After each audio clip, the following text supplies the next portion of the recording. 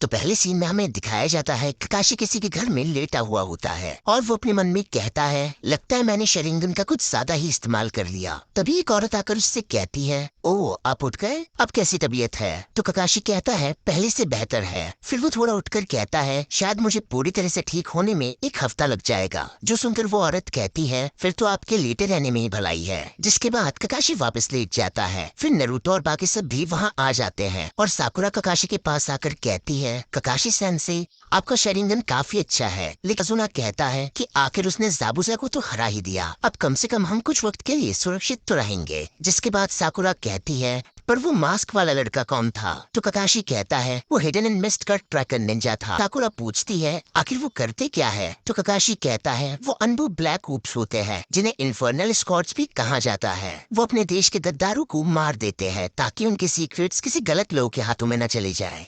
फिर हमें एक दूसरा सीन दिखाया जाता है जिसमें वो ट्रैकर निंजा ज़ाबुज़ा के मुंह पे बंधा कपड़ा काटने वाला होता है कि तभी ज़ाबुज़ा उसका हाथ पकड़ लेता है और कहता है, अब बहुत हुआ। तो वो शख्स कहता है, ओह तो तुम जिंदा हो चुके हो। तो ज़ाबुज़ा उठकर कहता है, हाकू तुम बेरहम हो, और वो अपने गर्दन पे लगे निडल्स निकाल देता है। तो हाकू कहता है, नहीं ज़ाबुज़ा तुम बेरहम हो। फिर ज़ाबुज़ा कहता है, आखिर कब तक तुम इस मास्क को पहने रहोगे, उतारो इसे। जिसके बाद हाकू अपना मास्क उतार देता है और कहता है, अगर मैं नहीं आता तो तुम सच में मर चुके होते। तो ज़ाबुज़ा कहता है, मुझे टेम्पररी डेथ में पहुंचाना तो ठीक था, लेकिन उसके लिए मेरे गर्दन के प्रेशर पॉइंट्स पे मारने की क्या जरूरत थी? तुम्हें ये करके मजा आ रहा होगा, है ना? तो हाकू कहता है, यही एक रास्ता था, क्योंकि मैं तुम्हारी बॉडी को नुकसान नहीं पहुंचाना चाहता था। जिसके बाद ज़ाबुज़ा खड़े होने की कोशिश करता है। तो हाकू कहता है, शायद तुम 1 हफ्ते तक नहीं हिल पाओगे, पर अगर तुम हमेशा की तरह जिद्दी रहे तो शायद तुम्हें कम वक्त भी लग सकता है। तो ज़ाबुज़ा कहता है, तुम बहुत मासूम हो और चालाक भी,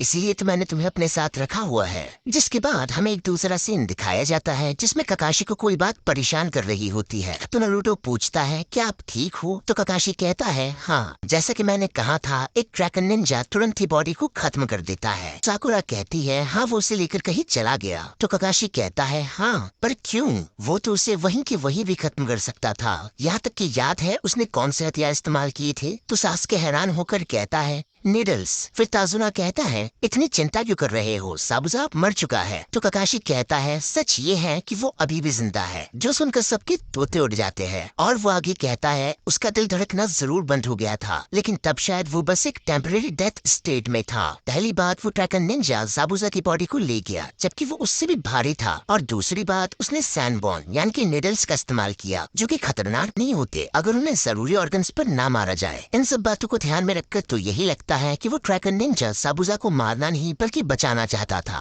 तो ताजुना कहता है, शायद तुम कुछ ज्यादा ही सोच रहे हो। तो ककाशी कहता है, अगर हम निंजा को कोई शक हो तो उसे नजरअंदाज नहीं करना चाहिए, क्योंकि थोड़ी सी भी चूक महंगी पड़ सकती है। जिसके बाद साकुरा कहती है, आप तो ठीक से चल भी नहीं सकते, तो हम आपके बिना उससे कैसे लड़ेंगे? तो ककाशी हंसते हुए कहता है, मैं तुम लोगों को अभी भी ट्रेन कर सकता हूँ। फिर नारुतो ककाशी से कहता है, अब सब अच्छा ही होगा। तो कोई पीछे से कहता है, कुछ भी अच्छा नहीं होने वाला। जो सुनकर सब पीछे देखते हैं और वहाँ ताजुना का ग्रैंडसन खड़ा होता है। फिर ताजुना कहता है, इनारी तुम कहाँ चली गए थे? जिसके बाद इनारी आकर ताजुना के गले लग जाता है और उसकी माँ उससे कहती है, इनारी ये कोई तरीका है बात करने का? यही निंजा तुम्हारे दादाजी को सही सलामत लेकर आए हैं। तो इनारी कहता है, मॉम आप देख नहीं सकती, ये लोग गाटो के हाथों मरने वाले हैं। जिस बात से नारुतो गुस्सा हो जाता है और कहता है, ये तुम क्या कह रहे हो? चाहे ये गाटो जो भी हो, वो मुझ जैसे असली हीरो के सामने कुछ भी नहीं है। तो इनारी कहता है, हीरो जैसा कुछ भी नहीं होता, तुम बस बेवकूफिया भरी बातें कर रहे हो। जिस बात से गुस्सा होकर नारुतो उसकी ओर बढ़ने लगता है, पर साकुरा उसे रोक लेती है। फिर इनारी कहता है, अगर जिंदा रहना चाहते हो तो वापस चली जाओ, और ऐसा कहकर वो वहाँ से चला जाता है और ताजुना उसकी तरफ से माफी मांगने लगता है। फिर नारुतो उसके कमरे की ओर बढ़ते हुए कहता है, आखिर वो अपने आप को समझता क्या है, मैं अभी उसके कर ठिकाने लगाता हूँ। पर उसे किसी के रोने की आवाज सुनाई देती है और वो देखता है इनारी रो रहा है, उसके हाथ में किसी की तस्वीर होती है, और ये सब देख कर नारुतो भी उदास हो जाता है। फिर हमें एक दूसरा सीन दिखाया जाता है जिसमें वो सब ट्रेनिंग के लिए एक जगह इकट्ठा होते हैं और ककाशी कहता है, अब हम चक्र के बारे में जानेंगे। तो नारुतो कहता है, आखिर ये सब पता होने का क्या फायदा, जब आखिर में हमें बस जुत्सु ही सीखना है। जो सुनकर सासुके कहता है, पहली बार मैं भी नारुतो की बात से सहमत हूँ, हम तो पहले से ही चक्र का इस्तेमाल जुत्सु करने के वक्त करते हैं। तो ककाशी कहता है, लेकिन तुमने अभी तक इसे मास्टर नहीं किया, हर जुत्सु के लिए अलग तरह का चक्र चाहिए होता है, भले ही तुम ज्यादा चक्र रिलीज कर दो, दो, पर अगर उसको कंट्रोल नहीं कर सकते तो फिर वो बेकार है। ऐसे में तुम लोग काफी एनर्जी वेस्ट कर दोगे, फिर तुम्हारे पास चक्र नहीं बचेगा और तुम लड़ नहीं पाओगे। तो नारुतो कहता है फिर इससे हम ठीक कैसे करें? तो ककाशी कहता है अपने आप को इतना ज्यादा ट्रेन करो कि चक्र कंट्रोल करना तुम्हारी आदतों में से एक बन जाए, पर इसके लिए तुम्हें अपनी जान दांव पे लगानी होगी। जो सुनकर साकुरा पूछती है हमें करना क्या होगा?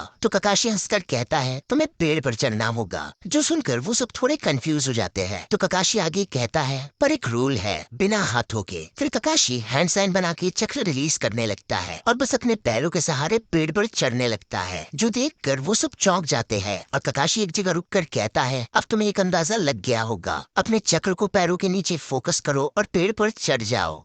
फिर ककाशी 3 कुनाई उनकी ओर फेंक कर कहता है जहाँ तक भी तुम पेड़ पर चढ़ सको वहाँ पर एक कुनाई से निशान लगा दो और अगली बार उस निशान से भी ऊपर जाने की कोशिश करो। तो क्या तुम सब तैयार हो? जिसके बाद वो तीनों अपने पैरों के नीचे चक्र को फोकस करने लगते हैं और पेड़ की ओर बढ़ते हैं। लेकिन नारुतो तुरंत ही गिर जाता है, पर सास्के उससे थोड़ा ऊपर चले जाता है और नीचे आकर कहता है अगर चक्र पे ज्यादा ही जोर दिया तो पेड़ खुद हमें पीछे धकेल देगा, और अगर चक्र पे बहुत कम जोर दिया तो हमारी पकड़ पेड़ पर बनेगी ही नहीं और हम नीचे जाएंगे, जैसा कि अभी नारुतो के साथ हुआ। जिसके बाद ककाशी अपने मन में कहता है जैसा कि मुझे इन दोनों से उम्मीद थी। पर तभी उसे साकुरा की आवाज आती है और वो तीनों देखते हैं कि साकुरा तो कुछ ज्यादा ही ऊपर पहुंच चुकी है। तो ककाशी कहता है ओह लगता है हमारे टीम की फीमेल मेंबर चक्र कंट्रोल करने में बहुत माहिर है। जहाँ तक मैंने सुना था हमारे टीम में किसी को होकागे बनना है, पर लगता नहीं साकुरा के रहते वो बन पाएगा। और आज मुझे लगता है उचिया क्लैन में वो पहले वाली बात नहीं रही। जो सुनकर साकुरा अपने मन में कहती है अब तो शायद सास्के मुझसे नफरत करने लगेगा।